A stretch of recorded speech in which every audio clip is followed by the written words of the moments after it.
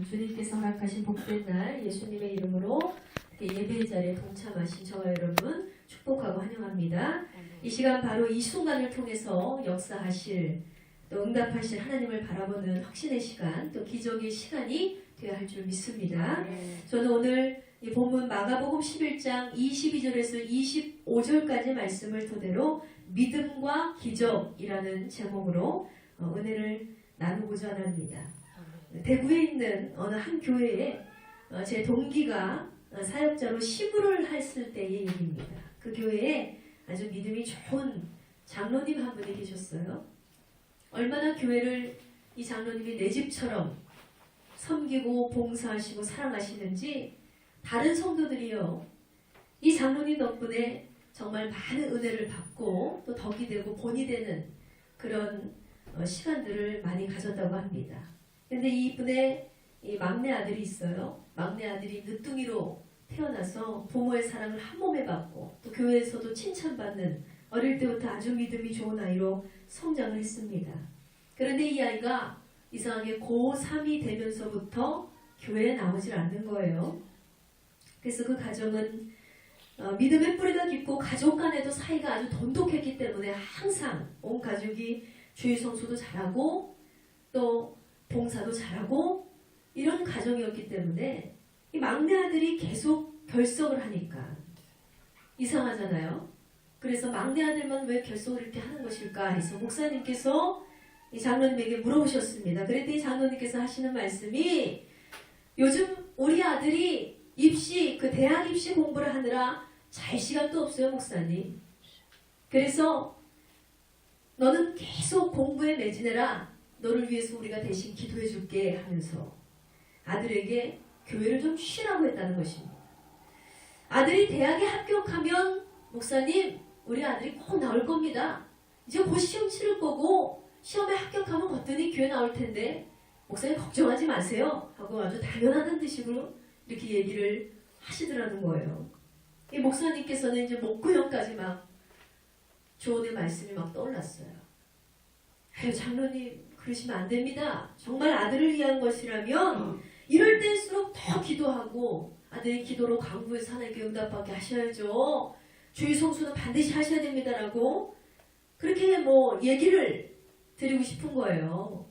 주일 성수를 하셔야 하나님께서 그 역사를 바라보시고 하나님께 시간 드리고 하나님께 생명 드려야 그 아들이 더 좋은 데를 갈 수 있습니다라고 얘기하고 싶었지만 이 장로님이 워낙 성실한 믿음의 본이 되셨던 분이었기 때문에 차마 잘못한 것을 말씀드리기가 민망해서 말씀을 못 드리셨다고 합니다. 그런데 그 해에 이제 아들이 시험을 치렀죠. 그런데 우리가 좀 예상하고 있는 대로 아들이 시험에서 떨어지게 됐어요. 원하는 대학에 가지 못했습니다. 그 다음에도 아들은 너무나 분한 나머지 열심히 누구보다 더 열심히 기도를 했습니다. 기도가 아니라 공부를 했죠. 여전히 교회는 나오지 않았고요. 그랬는데 또 아들은 낙방하고 말았습니다. 그렇게 해서 아주 수년이 흘렀어요. 그런데 그렇게 공부를 잘하던 아들이 이상하게 대학에는 갈 수가 없는 거예요. 그런데 이 장로님의 가족들은요, 그러니 얼마나 부끄러워요. 그래서 슬프고 우울하지만 가족 전체는 또 열심히 기도하면서 교회 생활을 했습니다. 그런데 아들은 말하기를 나는 이제 더 이상 창피해서 교회 갈 수가 없어요. 난 창피해서 이제는 더 교회를 갈 수가 없으니 난 교회 다니지 않을 거예요. 그래서 이 아들은 교회와 철저히 멀어지게 되었습니다. 그렇게 예배를 잃어버린 아이는 이 신앙이 급속도로 떨어지기 시작했어요. 그래서 방탕한 생각에 물들어가기 시작했고요. 그 타락한 만들고 밤이면 나쁜 친구들과 어울려서 춤을 추고 게임을 하고 하여튼 할 수 있는 즐거움과 쾌락은 다 찾아서 하게 되더라는 것입니다. 그런데 어느 날 이 장로님께서 이 아들을 좀 만나러 와달라고 웬일인지 목사님과 교회 식구들에게 연락을 했습니다. 웬일인가 싶어서 갔더니 이 아들이 그 전날 어느 나이트클럽에서 춤을 추고 술을 먹고 놀다가 그만 이 나이트클럽에 아주 큰 화재 사고가 나는 바람에 아들이 불에 타버린 채 중환자실에 실려가게 된 거예요. 목사님하고 교인들이 달려가서 막 기도를 했죠. 그러나 때가 늦었는지 3일이 지난 다음에 아들은 그렇게 숨을 거두고 말았습니다. 정말 아주 안타까운 그런 얘기죠. 저는 이 얘기를 전해 들으면서 너무나 안타까워서 마음이 좀 무겁기도 했지만 정말 그 속에서 귀한 깨달음을 얻었습니다. 여러분, 바로 믿음과 기적은 결코 나눌 수가 없구나. 기적을 바라는 믿음이 없다면 그것은 기적이 아니라 환상이고 착각이고 허상입니다. 또 믿음이 있다면 그 안에서도 실패가 기적이 될 수 있음을 여러분 기억하시기 바랍니다. 물론 아들이요, 교회 열심히 나와서 하나님 나 대학 가게 해주세요, 내 원하는 대학 가게 해주세요라고 기도했어도 하나님의 뜻이 그것이 아니었다면 대학 입시에는 또다시 실패를 했을지도 모릅니다. 그러나 결국 그것이 하나님의 뜻이었다면 그 아들은 계속해서 믿음의 기도를 쌓았기 때문에 아마도 대학에 실패했다고 해서 그 수치심으로 하여금 자괴감에 빠지고 우울함에 빠지고 그런 일이 없었을 거예요. 오히려 더 대학에 가지 못했을지라도 친구들보다 훨씬 더 위대한 한 사람이 되었을지도 모릅니다. 왜냐? 여러분 보셔서 아시겠지만 요즘에 우리나라만큼 학구열이 대단한 나라가 없어요. 그런데 반드시 대학에 나와야 된다라는 이념을 모두 갖고 있습니다. 그런데 대학에 갔다고 다 잘 되느냐? 전공했다고 그 전공대로 따라가느냐? 그렇지 않더라고요. 말 그대로 돈 주고 명예 따고 학점 따는 거지 대학 갔다고 잘 되는 거 아니고 대학 못 가도 잘 되는 놈은 다 잘 되는 그런 것입니다. 그러니 여러분, 믿음이 좋다던 아버지가요, 내가 너 대신 기도해 줄게, 너는 그냥 교회 나오지 말고 공부나 해. 결국 그 아들에게 신앙을 저버리게 만든 장본인이 누구입니까? 바로 그 아버지입니다. 아버지는 뭘 믿은 거예요? 기도해서 공부하면 하나님께서 우리 아들에게 좋은 대학을 보내주신다, 하나님을 믿은 것이 아닙니다. 결국은요, 믿음을 어디에 뒀습니까? 기도해야 하지만 기도를 저버리고 공부하면, 그보다 더 공부하면 우리 아들은 반드시 좋은 대학에 갈 수 있을 거야. 결국 그 믿음은 허상이었다는 것입니다. 엄한데다 믿음을 둔 거예요. 결국 이 신앙을 저버린 아들은요, 불길에 휩싸여서 다시는 볼 수 없는 비참한 영혼으로 끝을 맺고 말았다는 사실입니다. 여러분, 정말 꼭 여러분에게 부탁을 드리고 싶습니다. 바로 오늘 이 시간 여러분의 모습을 꼭 기억했으면 좋겠습니다. 내가 이렇게 예배당에 앉아서 여호와 하나님을 찬양하는 모습, 예배하는 모습, 여러분, 이것이요, 우리의 삶에 있어서 추억이 아니라 후회가 아니라 늘 지켜지는 고정된 모습이 돼야 될 줄 믿습니다. 비가 오나 눈이 오나 바람이 부나 귀한 손님이 오나 재밌는 일이 생겨도요, 믿음이 있는 사람들은요, 하나님을 믿는 사람들은요, 주일 성수에 힘써야 됩니다. 그 어떤 것과도 바꿀 수 없는 믿음, 이러한 믿음이 될 때 반드시 저와 여러분에게 하나님께서 기적의 손을 드시고 여러분에게 축복 가운데로 덧입혀 주실 줄 믿습니다. 그렇게 믿음으로 더해가는 저와 여러분의 삶이 되기를 주님의 이름으로 축원드립니다. 자, 오늘 본문에도 보니까요, 우리 신앙생활에 있어서 믿음이라는 것이 진짜 중요한데요. 과연 어떻게 믿어야 되는가? 또 우리 성도들에게 가장 초점이 되고 가장 우리가 사모하는 것이 있어요. 뭐예요? 믿었으면 응답을 좀 받고 싶은 거예요. 어떻게 믿어야 응답을 받을 수 있는가? 어떻게 믿어야 하나님을 기쁘시게 하는 믿음이 될 수 있는가? 어떻게 믿어야 하나님이 내리시는 축복을 받을 수 있는가? 우리는요, 늘 이런 의문 속에 살아가고 있습니다. 이런 우리에게 주시는 메시지가 딱 한 문장으로 오늘 말씀에 요약되어 있습니다. 자, 1절 말씀에 보니 하나님을 믿어라 했습니다. 또 24절에 보니까 기도한 대로 믿으면 그대로 이루어질 것이라고 말씀하셨습니다. 여러분, 얼마나 놀라운 일입니까? 우리가 기도하기만 하면 기도한 대로 하나님 응답해 주신다고 그랬어요. 정말 이 말씀대로라면 정말 우리의 삶은 기대와 소망이 넘치는 것입니다. 그런데 예수님께서 겟세마네 동산에서 제자들에게 말씀하셨던 거죠. 마음에는 원하지만 육신이 약하도다 그랬어요. 바로 우리의 기도를 방해하는 것들이 있습니다. 우리 신앙인들에게 기도하고 싶은 마음이 분명히 있습니다. 그런데 기도하기 싫은 마음도 분명히 있다는 것을 기억해야 됩니다. 여러분, 우리가 이렇게 나눠지고 갈라진 마음 가운데 어떻게 행해야 되느냐? 우리가 내 육신을 십자가에 못 박고 성령 안에서 깨어있는 사람을 도모하며 살아갈 때, 그러한 믿음으로 살아갈 때 우리는 마음이 나뉘지 않고 기도하고 싶은 마음으로만 살아갈 수 있다는 것입니다. 여러분, 우리가 믿는 하나님은 진정 살아계신 하나님이십니다. 우리가 경배하는 하나님은요, 절대적인 주권자세요.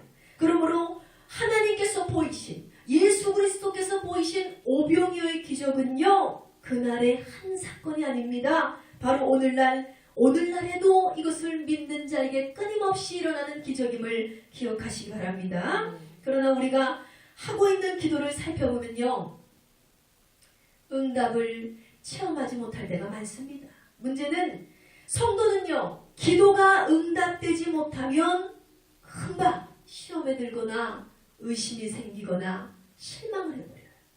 기도한 대로 이루어지지 않은 경험이 더 많다면 낙심을 하기도 합니다. 그로 인해서 믿음을 떠나기도 하는 것입니다.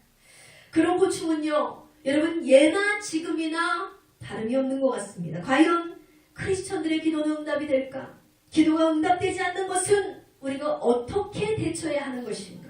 기도를 체험한 사람과 그렇지 못한 사람이 있습니다. 응답을 체험한 사람과 축복을 체험한 사람과 그렇지 못한 사람들이 있습니다. 이 사람들의 차이점은 뭘까요? 또한 예수님이 말씀하신 대로 그대로 우리가 기도한 대로 응답받는 기도란 어떤 기도일까? 자, 오늘 이러한 의문점을 하나님께서 풀어주시는 메시지를 오늘 본문을 통해서 말씀해주고 계십니다. 그래서 이 본 말씀을 통해서 정확히 깨닫는 귀한 지혜가 우리에게 열리기를 주의 이름으로 축원합니다. 자, 오늘 이 시간 말씀을 통해서 깨닫게 하시는 첫 번째 메시지는 오직 하나님을 믿어라입니다. 다 같이 선포합니다. 오직 하나님을 믿어라. 아멘. 자, 마가복음 11장 22절의 말씀 봅니다. 예수께서 그들에게 대답하여 이르시되 하나님을 믿어라 그랬습니다. 예수님께서 제자들에게 분명히 하나님을 믿고 있는 제자들인데 하나님을 믿으라고 또 말씀하세요. 그리고 예수님은요, 기도가 그대로 이루어질 것이라는 말씀보다 하나님을 믿으라는 말씀을 먼저 하셨습니다. 왜 그러셨어요? 여러분, 기도의 시작은 하나님입니다. 때때로 기도는 자신이 하나님을 찾아가는 거라고 착각하는 경우가 많습니다. 그런데 아니죠. 기도는 하나님께서 우리를 찾아오시는 것입니다. 문득 기도하고 싶은 마음이 든다면요, 그것은 하나님께서 여러분을 잡아당기고 계신 거예요. 만약에 기도하기를 시작했다면 그것은 자신을 찾아오신 하나님께 여러분이 드디어 반응을 하기 시작한 겁니다. 이렇듯이 인간은요, 스스로 결코 기도할 수 없습니다. 바로 하나님께서 우리에게 마음을 주시고 기도할 언어를 주시고 능력을 주시기 때문에 우리는 기도할 수 있다는 것입니다. 믿음도 마찬가지예요. 믿음은 우리가 만들어내는 것이 아니에요. 믿음은 믿음의 대상이 우리에게 주셔야 되는 거예요. 여러분 생각해 보세요. 누군가가 이렇게 얘기합니다. 여러분에게 우리를 좀 믿어주십시오. 나를 좀 믿어주십시오 라고 말한다고 해서 그 사람이 믿을 만한 행동을 하지도 않는데 우리가 덜컥 믿습니까? 믿지 않죠. 우리가 아무 사람이나 믿어달라고 믿지 않습니다. 그러나 그가 믿을 만한 행동을 한다면 우리는 그를 신뢰하며 믿을 수 있는 것처럼, 그 사람이 굳이 우리에게 믿어달라고 요청하지 않아도 그를 철석같이 믿게 되는 것처럼, 이렇듯 기도의 중심에는 믿음이 있습니다. 왜 기도해야 하는가? 왜 기도가 중요한가? 바로 기도는 믿음의 표현이자 행동이기 때문입니다. 믿음은 기도로 나타나고 기도를 통해서 믿음은 강해지게 되어 있습니다. 믿음은 기도에 불을 붙이고 기도는 믿음의 역사를 만든다는 사실을 여러분 기억하시기 바랍니다. 기도 응답에 대한 확신은요, 우리가 부모와 자녀와의 관계를 보면 이해할 수 있어요. 어린 자녀가 부모에 대해서 가지는 확신은 참 대단합니다. 아주 절대적이고 무조건적으로 부모를 신뢰하는 거예요. 자녀가 어릴수록 자녀들은 부모의 사정을 잘 몰라요. 부모가 어떤 직업을 가졌고 또 부모의 재력이 어떻고 부모의 사정이 어떻고 잘 모릅니다. 그렇기 때문에 자녀는 부모를 생각하기에 뭐예요? 전능하다라고 생각을 해요. 모든 것을 다 할 수 있어. 우리 아빠는 우리 엄마는 모든 것을 할 수 있어. 그러니 아이들은요 보이는 것이고 잡히는 것을 다 사달라고 조릅니다. 다 갖겠다 그러고 다 가겠다 그래요. 왜 그래요? 부모의 사정을 헤아리지 못하기 때문입니다. 이것은 바로 말하면 뭡니까? 지극히 자기 중심적인 확신이에요. 우리 부모는 다 해줄 거야. 다 해줄 수 있어.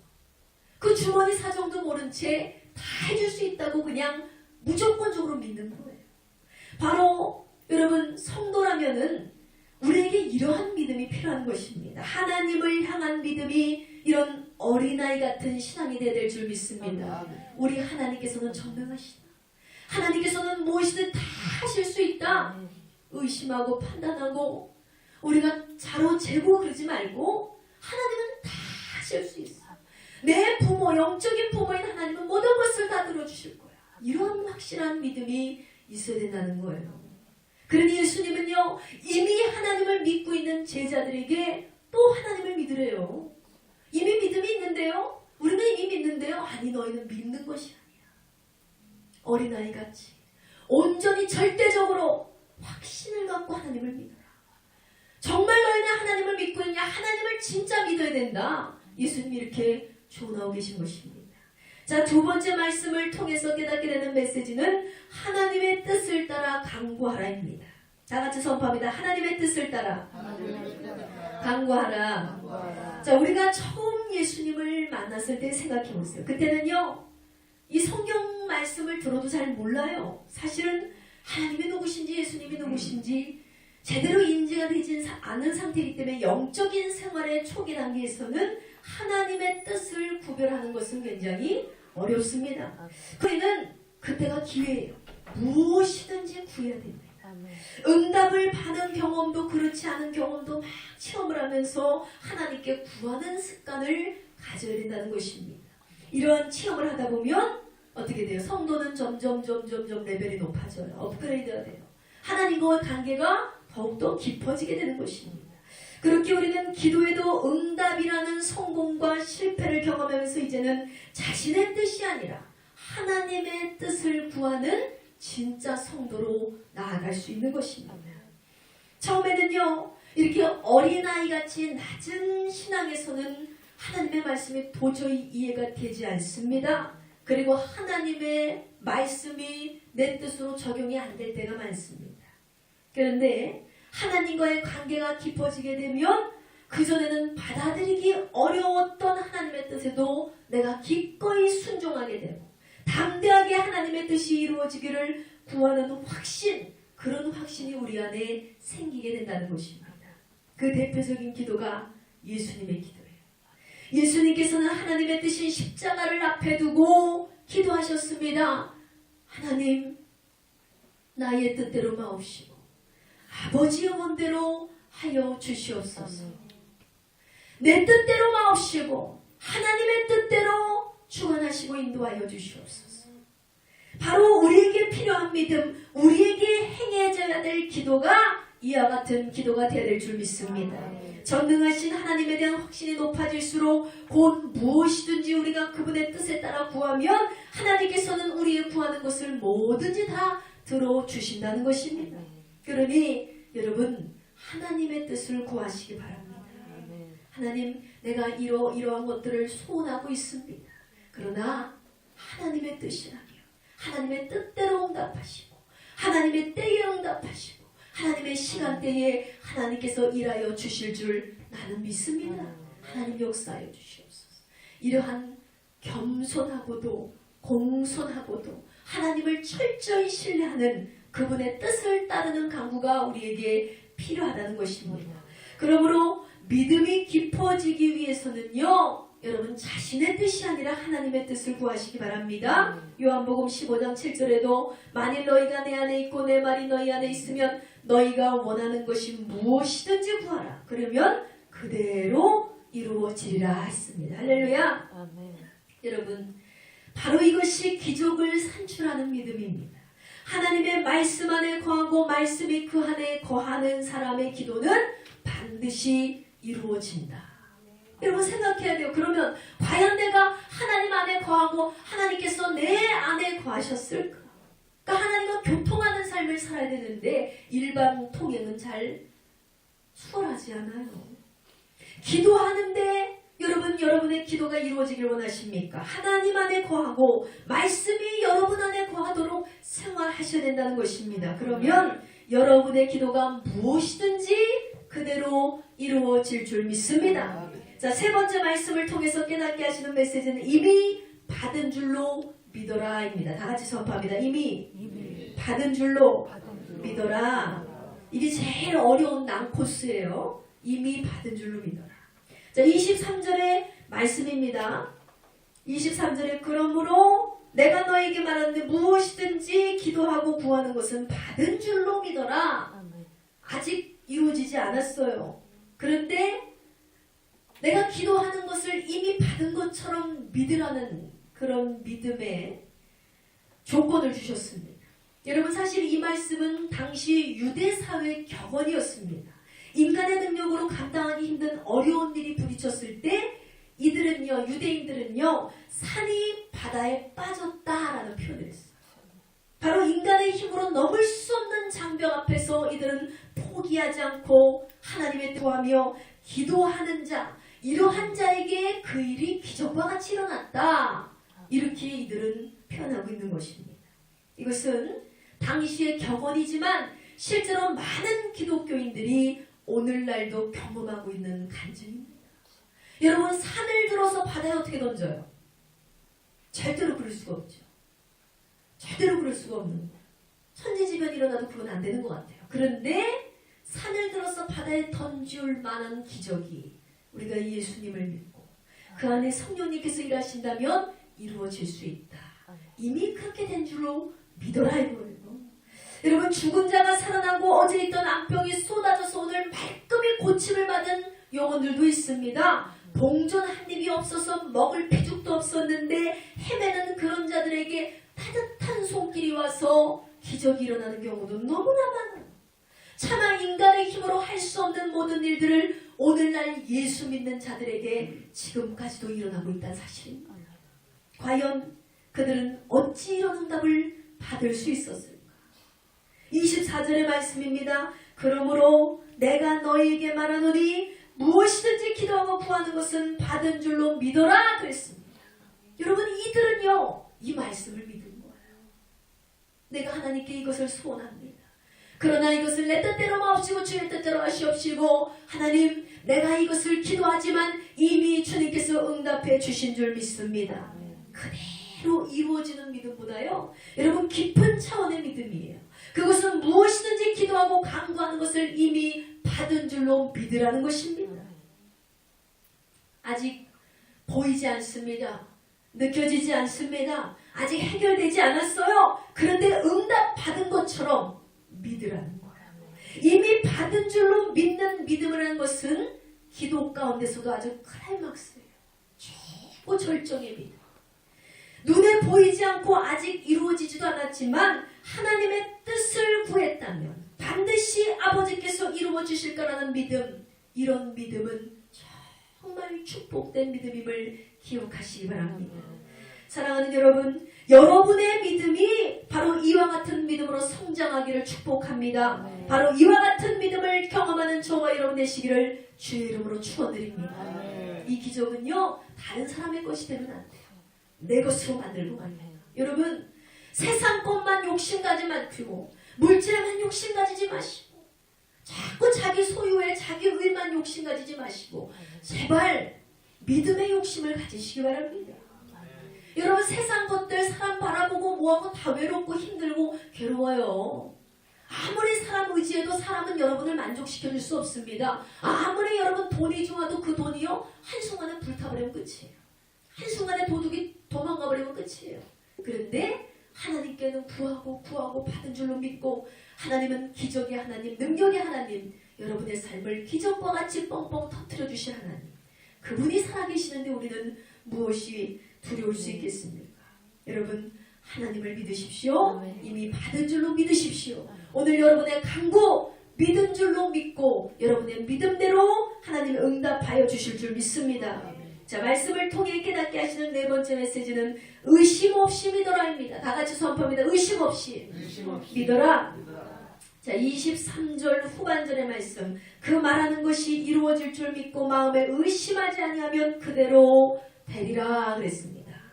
하나님께서는 분명히 약속대로 내가 성취하리라, 내가 일하여 주리라, 내가 응답하리라. 그런데 그대로 될 건데 그 앞에 조건을 붙이셨어요. 의심하지 않는다. 의심하지 않는 자에게 그대로 이루어 주신다 그랬지, 의심하는 자에게는 절대 이루어 주신다는 메시지가 없습니다. 여러분, 우리의 마음에 왜 의심이 생길까요? 바로 우리의 마음이 둘로 나눠져 있기 때문입니다. 그렇다면 과연 나는 의심 없이 올바른 기도를 한가 확인하기 위해서 다음과 같이 6가지 질문을 해보길 원합니다. 첫째, 진심으로 원하는 것이 무엇인가요? 제가 학창 시절에 교회에서 이렇게 그룹별로 통성 기도를 하는 시간을 가졌어요. 순복음 교단에서 통성 기도가 굉장히 활성화되어 있기 때문에 막 이 아이들부터도 통성 기도를 시켜요. 근데 저는요, 그때는 믿음이 아주 연약한 어린아이였어요. 그래서 입술로만 막 떠들었어요. 입술로만. 남들하고 어울리는 걸 좋아했기 때문에 입술로만. 근데 마음에는 믿음이 없은 채 그냥 기도해라 그럼 기도하고. 그런데 제가 성령을 체험하고 나서 내 안에 성령님이 다 임하셨을 때 그때 깨닫게 됐습니다. 그때 내가 했던 기도는 기도가 아니었구나. 내가 과연 기도의 행위는 했는데 하나님께서 받으시는 기도, 하나님께서 들으시는 기도, 하나님이 응답하시는 기도가 아니었구나. 왜? 내 입술에만 머무는 기도였기 때문에. 그저 진정한 간절함이 없었어요. 내가 진정 원하는 것이 뭔지도 몰랐어요. 그냥 행위로만 기도를 하고 있는 거예요. 그러니까 그런 자의 기도 하나님이 들으실까요? 절대로 듣지 않으세요. 근데 제가 어릴 때도 진심을 모아서 기도한 적이 있어요. 아플 때, 배가 아프면 배에 손을 얹고, 머리가 아프면 머리에 손을 얹고, 온몸이 쑤시면 온몸을 붙잡고 하나님께 기도했어요. 왜? 너무 아프니까 기도하더라고요. 그때는 진심을 다해서 하나님 응답하셨습니다. 여러분, 정말 우리가요, 기도를 하고 있는 자라면 진정으로 원하는 것이 무엇인가? 이것을 우리가 확인해야 됩니다. 둘째로는 하나님의 성품에 어긋나는 일을 바라고 있지 않은가? 이것을 확인해야 됩니다. 여러분, 농부들은요, 가뭄 때문에 늘 기도합니다. 비가 오기를 기도해요. 비가 오게 해주세요. 왜? 비가 와야 농사가 잘 되잖아요. 그런데 대뜸 내가 기도를 하는데, 하나님 나 오늘 친구하고 약속했는데 비 오지 않게 해주세요. 하나님 오늘 나 놀러 가야 되는데 비 안 오게 해주세요. 내가 오늘 운동해야 되는데 비 안 오게 해주세요. 아주 그냥 바짝 마르게 해주세요. 이런 기도를 한다 그러세요. 오늘 내가 아주 괘씸하게 생각하는 사람이 있는데 그 사람 다리가 부러지게 해주세요. 이런 기도 여러분 한 번이라도 해본 적 있으십니까? 하나님이 과연 기뻐하시는 기도일까요? 여러분, 기도를 하신다고 한다면 하나님의 성품에 어긋나는 기도를 해서는 절대 안 됩니다. 오히려 그 화가 복이 되는 것이 아니라 복이 될 것이 화가 될 수 있어요. 남을 저주하는 기도, 정말 하나님의 뜻에 맞지도 않는 기도, 엉망진창인 그런 기도를 하면서 제대로 된 기도 제목이 아닌 것을 놓고 기도한다면 응답될 수 없어요. 그래놓고 하나님의 응답 안 하신다. 얼마나 못된 사람들이 많은지 모릅니다. 여러분, 셋째로는 우리가 스스로 해야 할 일을 모두 했는가 확인을 해야 됩니다. 우리가 믿음의 성도로서 하나님 앞에 내가 기본적으로 지켜야 될 것들이 있어요. 이게 주일 성수한다든지 하나님께 예물을 드린다든지 봉사를 한다든지 착한 일을 한다든지 뭐 등등등등 여러 가지가 있을 수 있습니다. 근데 그런 것들을 행하면서 기도를 해야지, 하나님 믿지도 않고 하나님 뜻대로 살지도 않으면서 나는 제 맘대로 행동하면서 막무가내로 행동하면서 하나님 기도했는데 왜 안 들어주셔? 여러분, 이런 기도가 바로 의심병자가 되는 거예요. 넷째는 하나님과의 관계가 어떤가. 이것도 마찬가지예요. 모두 할 일을 했는가 하고 마찬가지. 나와 하나님의 관계가 좋아야지요.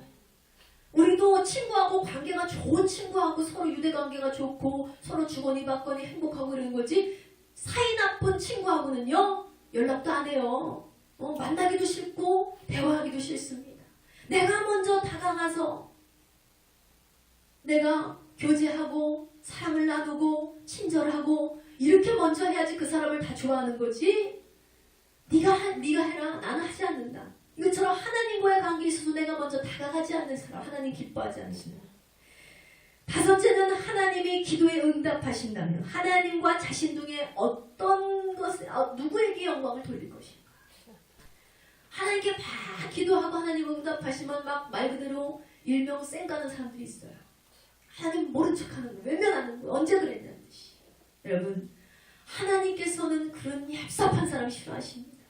하나님께 영광을 올려드리는 기쁜 마음, 그 기쁜 마음으로 하나님께 기도해야 된다. 여섯째는 그 기도가 응답되기를 진심으로 원하는가입니다. 그냥 한 떠드는 기도, 제가 어렸을 때 했던 기도, 그냥 떠드는 기도는 응답되기 쉽지 않습니다. 여러분, 이 6가지 질문에 예라고 대답을 하지 못한다면 마음에 의심이 있거나 마음이 둘로 나뉘은 자입니다.